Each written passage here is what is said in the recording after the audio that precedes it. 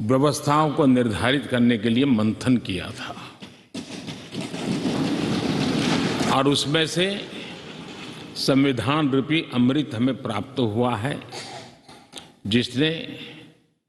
आजादी के इतने लंबे कालखंड के बाद हमें यहां पहुंचाया है। आज पूज्य बापू को भी नमन करना है। आजादी की जंग में जिन जिन लोगों ने अपना बलिदान दिया, अपना जीवन खपाया, उन सबको भी नमन करने का यह अवसर है। आज 26/11 हमारे लिए एक ऐसा दुखद दिवस, जब देश के दुश्मनों ने देश के भीतर आकर के मुंबई में वह ऐसी आतंकवादी घटना को अंजाम दिया। भारत के संविधान में सूचित देश के सामान्य मानवी की रक्षा की जिम्मेवारी के तहत अनेक हमारे वीर जवानों ने उन आतंकवादियों से लोहा लेते लेते अपने आप को समर्पित कर दिया, सर्वोच्च बलिदान दिया। मैं आज 26/11 को उन सभी बलिदानियों को भी आदरपूर्वक नमन करता हूं।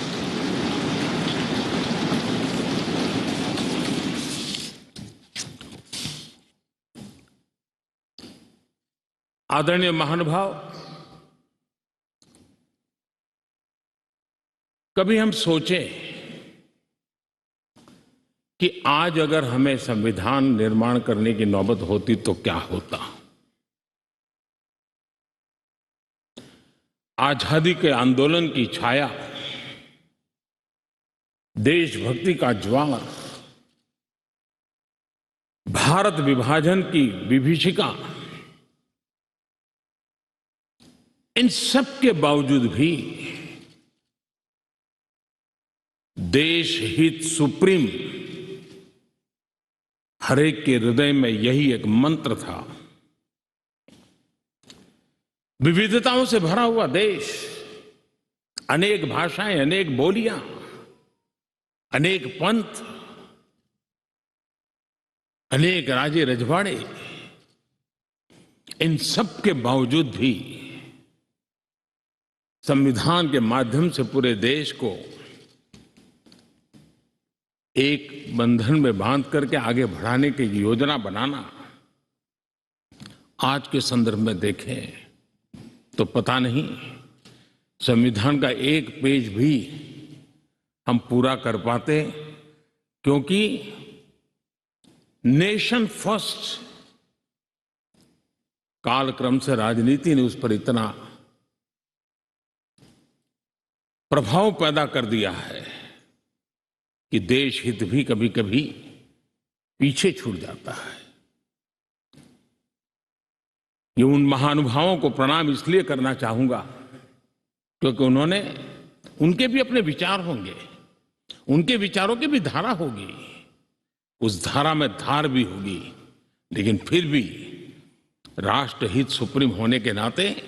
सबने मिल बैठ करके एक संविधान दिया।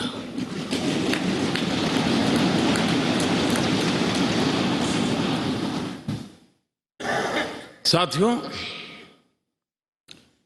हमारा संविधान ये सिर्फ अनेक धाराओं का संग्रह नहीं है। हमारा संविधान सहस्त्रों वर्ष की भारत की महान परंपरा, अखंड धारा, उस धारा की आधुनिक अभिव्यक्ति है।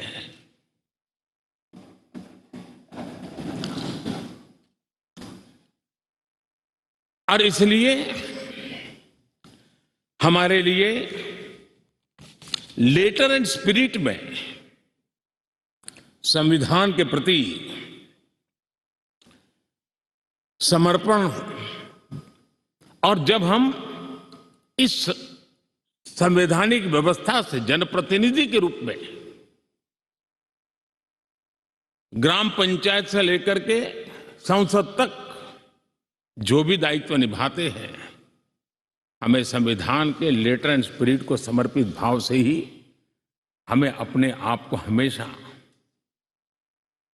सज्ज रखना होगा। और जब ये करते हैं तो संविधान की भावनाओं को कहां चोट पहुंच रही है उसको भी हम नजरअंदाज नहीं कर सकते हैं। और इसलिए इस संविधान दिवस को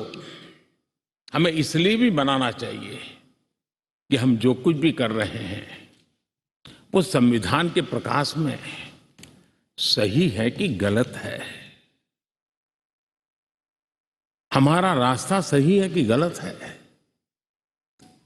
हर वर्ष संविधान दिवस बना करके हमने अपने आप को मूल्यांकन करना चाहिए। अच्छा होता देश आजाद होने के बाद 26 जनवरी प्रजासत्ताक पर्व की शुरुआत होने के बाद हमें 26 नवंबर को संविधान दिवस के रूप में देश में मनाने की परंपरा बनानी चाहिए थी, ताकि उसके कारण हमारी पीढ़ी दर पीढ़ी संविधान बना कैसे, कौन लोग थे इसको बनाते थे, किस परिस्थितियों में बना, क्यों बना, हमें संविधान कहां ले जाता है,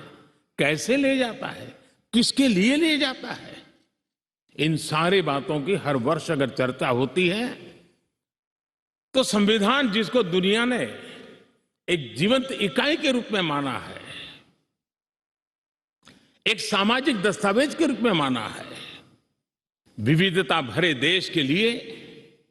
ये एक बहुत बड़ी ताकत के रूप में पीढ़ी दर पीढ़ी अवसर के